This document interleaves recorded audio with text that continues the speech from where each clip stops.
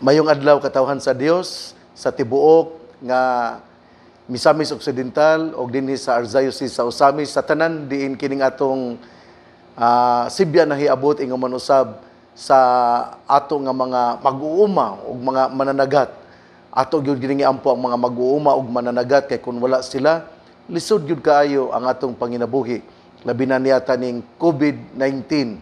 Ako pod nga pahalipay sa sumad sa anibersaryo sa pagkapari ni Padre Henry Reville, ang kura paroko diha sa Aluran, Misamis Occidental. Karon ika-40 ka tuig niya sa iyang pagkapari. Mayong adlaw ug congratulations Father Henry Reville. Karong adlaw piyesta usab ni Saint Bede, priest and doctor of the church. Ang ato karong ebanghelyo atong kutloon sumala sa ebanghelyo ni San Juan. Unya ang iyang mga tinun-an mingon kang Hesus, karon yano na gayud ang imong isulti ug dili na pinaagi mga sambingay. Nahibalo na kami karon nga nasayod ka sa tanang butang ug wala ka magkinahanglan nga aduna pay mangutana kanimo. Busa mituo kami nga ikaw gikan gayud sa Dios. Si Hesus mitubag kanila, mituo ba kamo karon ang panahon moabot ug karon mauna nga magkatibulaag kamong tanan, manguli kamo sa inyo ug inyo akong biyaan. Apan dili ako mag-inusara kayang amahan mag-uban man kanako. Gisulti ko kini kaninyo aron makabaton kamog kalinaw pinaagi sa inyong pagkahiusa kanako. Paantuson kamo sa kalibutan apan ayaw kamo kahadlok kay gidaog ko man ang kalibutan. Ebanghelyo sa tong Ginoo, daygon ikaw o Kristo. Mga igsoon, piyesta karon ni San Bede, usa ka doctor of the church. Gamay raman ang mga doctor of the church. Kay kinigon pagkasantos niya, may mukhang doctor of the church, sa ato pa batid na gyud ka, unya nahimo gyud ka nga balaan gyud kaayo, unya nakahatag gyud ka og kining kaayuhan sa simbahan Katoliko Romano. Si Saint Bede nataw nitong tuig 673 o namatay sa tuig nga 735. Sa to pa ang iyang edad 62 lang. Pero usa siya ka banggiitan nga tao tungod kay siya maampuon, unya siya mihimo gyud og mga pagpuasa. Sa to pa ang iya yung kinabuhi, iya gyud nga gihalad ngadto sa Ginoo. Nindot kay nano maampuon, wa gyud santos nga dili mo ampo. Muna kung gusto kang masantos, magmaampuon gyud ta. Pero kulang pa ng pagkamaampuon. Importante gyud nga atong puy-an ang ato nga giampo. Nga dili lang ana, tungod kay si Saint Bede, tungod siya usaman ka Saint Bede o Saint Bede, how will you pronounce it?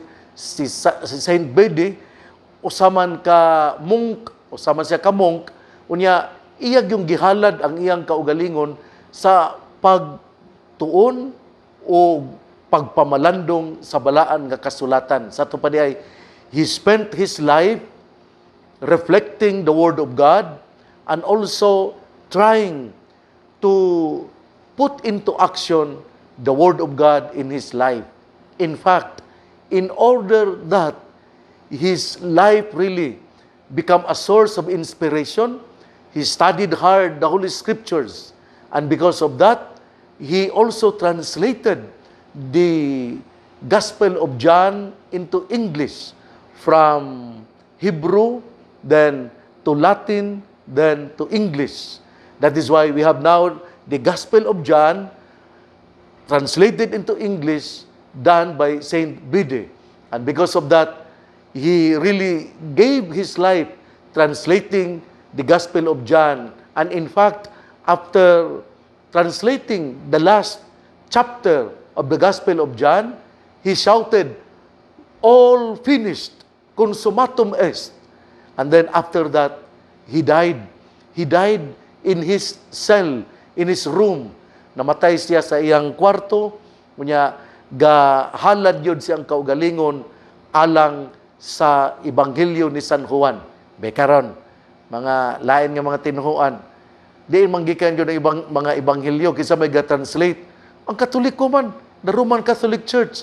It is the Roman Catholic Church that translated the Bible, and we have the Bible now because of the Roman Catholic Church.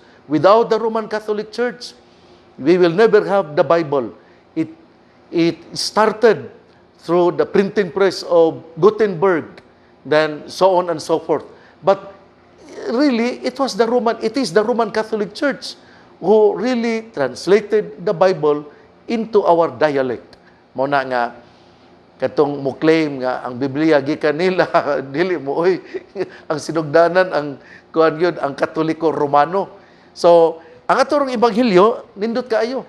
Gahisgot kini una sa tanan kining mingon siya mituo kami nga ikaw gikan gayud sa Dios. Sa to paday the disciples really believed, they have faith in Jesus. You really came from the Father. You are really God. Mituo kami. Faith. Importante kaya ang pagtuo. Ang pagtuo mo'y muhatag ka na itong kusog. Ang pagtuo mo'y muhatag ka na ito ug usa ka grasya aron kita magpadayon sa itong kinabuhi nga Kristohanon. Ang tao nga walay pagtuo, dili yun mabuhi nining kalibutana. Mao man bitaw nga nining COVID-19, while we are experiencing the coronavirus disease, many people died. But if we have faith in God and we truly pray for Him, then the grace of God will really strengthen us. That does not mean that those who died have no faith in God. But I continue to ask you to really cling to Jesus, to really have faith in God. Importante kayo ang pagtuo. Importante kayo nga mugunit kita sa itong Ginoo. Tungod kay kung kita anaa sa Ginoo, dili gyud kita niya isalikway. Mao gyud kini ang kaimportante ngano nga ang pagtuo mao gayod ang importante sa itong kinabuhi, ang sukaranan sa itong kinabuhi. Kay kini man ang pagtuo mao may mudasig kanato. It is faith that will revive us in order that we will continue to really walk in the presence of God. Kay kung wala galitay pagtuo, lisod jud kaayo ang atong mga gihimo. Mao man bitaw nga si San Pablo miingon, ang pagtuo nga walay trabaho, patay. Ipasabot nga kining atong pagtuo ato gyung puy-an ug atong i-translate sa atong tagsa-tagsa ka kinabuhi. Meaning nga ang imong kinaiya mao'y translation sa imong pagtuo. Your lifestyle translates the faith that you receive from the Lord. Mo na nga kun dunay kay pagtuo, kinahanglan gyud nga kinipuy-an ug kinahanglan gyud nga kinihuptan. Mawan bitaw nga sa pagbasa nato karon, mingon sila, mituo kami nga ikaw gikan dayod sa Dios. We believe, we have faith that you Jesus, you really came from the Father. Nga importante gyud kaayo nga mao kana ang atong pagtuo. Ang ikaduha, ningon diri ang atong ebanghelyo nga mingon si Jesus, moabot ang panahon nga ako inyong biyaan. Kuan kay no, lisod jud guys tanano kana bang gitawag o ginibang time will come that you will abandon me. Time will come that you will reject me. Rejection is very painful. Abandonment, to abandon someone is very painful. Mo man bitaw nga kana bitawng mga ginikanan o inahan o amahan nga mobiya silang mga anak.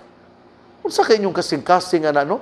Giunsa kana ninyo paghunahuna nga inyong biyaan ang inyong mga anak? Dili mo maluoy sa inyong anak? Wa biya mangayo nga ang inyong anak pakatawhon ninyo. Wala biya miingon ang inyong mga anak nga pakatawha ko sa kalibutan. It is because of you, husband and wife. You want to have a child. You want to really experience what it means to be a father or a mother. Mao na nga gigasahan kamo og anak. Busa ayaw ninyo og pasagdi ang inyong mga anak, bata pa na sila, gagmay pa na sila. Inigidad tingali 18-21, pwede po na sila nga inyong palakton, patrabahoon. Pero ang bata, kinanglang yun amumahon. The child must be cared by the parents, by the mother and the father. I said this Because there are parents who abandon their son or daughter.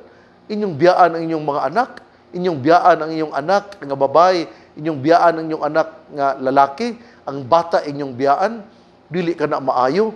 Daghan ni nahitabo nining panahon na tungod lagi nining social media. Tungod sa social media, daghan kaayo ang kining mga pornography, mga sexual arousals ug tungod ni ana kining magmabdos bisag edad lag 12, 13, 14, 15, 16 because of social media, because of so many pornographies, proliferation of pornographies. Because of that, many became pregnant even at the age of 13, 14, 15, 16, 17. That should not be the case because they are irresponsible. Then they abandon their child, they abandon their son or daughter. Di gyud na maayo nga biyaan ninyo inyong mga anak. Ang atong ebanghelyo karon, ato lang ning gipalawom tungod kay si Jesus mihimo og usa ka panagna gikan ngadto sa iyang gisulti ngadto sa mga apostoles. Moabot ang panahon nga biyaan ko ninyo. Miabot gyud ang panahon tungod kay sa diha nga si Kristo nagpas-an sa krus, gibiyaan man siya sa iyang mga 12 ka apostoles. Sa diha nga siya namatay diha sa krus, hapit na siya mamatay, gilansag sa krus, kuan siya ni Pedro. Si Pedro wala mo angkon kaniya nga sila managhigala. He was being rejected by Peter. Sa to pa di ay miabot yun ang panahon nga ang Ginoo gibiyaan, ang Ginoo gisalikway, pero dili unta kini mahitabo kanato. Pagtulunan kini mao man bitaw nga kita na malandong sa pulong sa Ginoo kay ang pulong sa Ginoo mao man ang atong gabayan. Ang pulong sa Ginoo mao man ang mugiya kanato aron kita makaabot sa gingharian sa Dios. The Word of God is our path in order that we will be able to walk in the righteous way. That is why we have really to read the Gospels. We have really to read the Holy Scriptures because the Holy Scriptures will teach us the way. Mo yun na ang importante. Muna nga sa Ebanghelyo karon, gihisgutan ni Jesus nga siya biyaan sa mga apostoles. Jesus predicted that the disciples will abandon Him. Painful because to be rejected is really very painful. Muna nga, nagkinahanglan gyud ta og amigo, nagkinahanglan gyud ta og friends. Mao man bitaw nga muingon gyud ta our heart really is touched when someone or two friends from childhood until adult, they continued to be friends forever. Mao pud na ang ato ta nga relasyon sa Ginoo nga we must be friends to the Lord. Tungod kay the Lord will show us the way to the path of righteousness. That is why we must have Jesus as our true friend because Jesus will never abandon us. It is we who will abandon Him, but Jesus will never abandon us, will never reject us. In moments of our pain, in moments of our problems, in moments that we are in a problematic way, the Lord will be with us. We cannot feel Him. We cannot feel His presence. But we know that we have encountered solutions to our problems. It is because Jesus has given us the grace in order to solve our problems. So, I have already mentioned 2 points. First, nga faith in Jesus, faith in God. Nga ikaduha, that Jesus predicted that He will be abandoned by His disciples. Pagtuo o ikaduha mao ang gipanagna ni Jesus nga biyaan siya. Ang ikatulo, ato karon nga masabtan nga niingon paantuson kamo sa kalibutan ayaw kamo kahadlok kay gidaog ko na ang kalibutan. Sa to pa si Jesus nag-warning na usab sa mga apostoles. He is giving a lesson to the apostles. The time will come, the world will hate you, but continue, persevere. You have to really cling to the Lord, because when you cling to the Lord, even if the world hates you, you will continue to persevere because you are with Jesus. Muna nga, daghan magkaayo ba? Usahay kumusulti kag kamatuoran, nga you become parang ikaw ra usag yun. Kada bang nagbaton kag kamatuoran, isalikway man ka. Nga labi na kung naa ka sa usa ka institusyon, kung ikaray magsulti og tinarong, adi gyud ka ma-promote kay katumang mga nagdautan-dautan, maoy katong mga ni anib sa mga dautan, mao man to harumong magpadayon ang ilang nga mga dautan nga binuhatan. But even if they do not listen to you, you have to continue to do good and always avoid what is evil, because that is very important in life. Even if the world will hate you, continue to speak the truth. Be a witness what it means to be a believer of the Lord. That is why during Holy Mass, the priest will say, panlakaw kamo, tapos na ang misa, dada ang kalinaw o gugma ni Kristo. After the Mass, the priest will say, the Holy Eucharist has ended, go and proclaim Jesus. It means that the Holy Eucharist has been celebrated in the church, but we have to continue witnessing what it means to receive, what it means to have received the body of Jesus by being honest, truthful in the society. Nga bisan asa ikaw moadto, nagminatarong kag pagpuyo.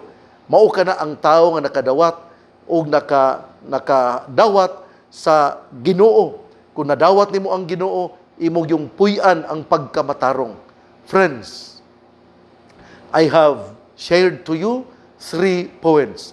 First, faith in God, faith in Jesus. Second, nga Jesus predicted that the apostles will abandon Him. Then third, the world will hate us if we witness who Jesus is in our life.